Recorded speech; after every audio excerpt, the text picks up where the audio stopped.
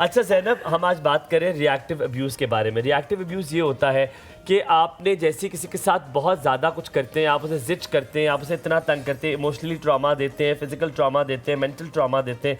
एक वक्त आता है कि वो उस सारे का रिस्पॉन्स आपको दे मारता है और आप फिर उसे कहते हैं कि आप ये जो कर रहे हैं, ये जो आप कर रही हैं, ये आप अब जो गुस्सा आया, आपने कहा ओ देखा तुम्हारा मसला गुस्से वाला, तुमने ये रिश्ता ख़राब किया और आप कहते हो कि what you have done to me, आपने पहले किया। ज़्यादातर ऑफिस में होता है ये, ज़्यादातर अच्छा मर्दों के साथ ज़्यादातर ऑफिसेज में होते हैं, खवातीन के साथ ज़्यादा होते हैं घरेलू मामला। ज़ैनब आप, और फिर इसके 4 स्टेजेस मैंने बताए, flight, fight, freeze and fawn. आप यहाँ मौजूद नहीं थी, लेकिन फाइट आपको पता है, दोबारा लड़ देना अगर कोई आपको बात कहे। दूसरा फ्लाइट होता है कि आप अवॉइड कर दें। तीसरा होता है फ्रीज, कि आप खामोश हो जाएं, जो कि आप होती हैं अक्सर, कि आप कुछ भी ना करें और आप सुमन बुकुन उम्युन फॉर्म ला यरजून। और चौथा जो होता है इसका मतलब कुछ और, आप सुन कान वही ना। और चौथा जो है माजत के साथ, वो मैंने इसलिए कहा कि आप सुन नहीं सकते, बोल नहीं सकते, आप वो बन जाते हैं। और फिर आपका जो चौथा होता है वो फोन होता है, यानी कि आप प्लीजर बन जाते हैं। आप कहते हैं जी सर मैं कर दूंगी, मतलब मेरी गलती है, मुझे लगता है मैं ही कसूर, मुझे मारो, मुझे मारो। चौथे वाला मैं ये काम नहीं करती।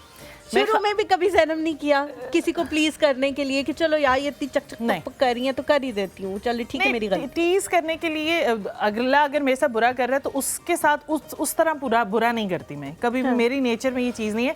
मैं खामोश बहुत जल्दी हो जाती हूँ। वो फाइट वाले स्टेज बहुत कम ड्यूरेशन के लिए आती है, वो खामोशी वाली ड्यूरेशन बहुत ज़्यादा आती है। और उसके बाद फिर मैं ये करती हूँ, हाँ फिर मैं ये करती हूँ कि मैं उस रिश्ते से निकल जाती हूँ।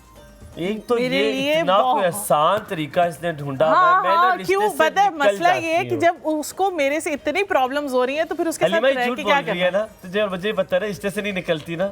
रिश्ते तब निकलती है जब अगले लोग इसका कुचुम्बर निकाल के पड़े हुए होते हैं ना, जब मेरे सारे रास्ते ना अगले जगह पे जाने के लिए क्लियर होते हैं।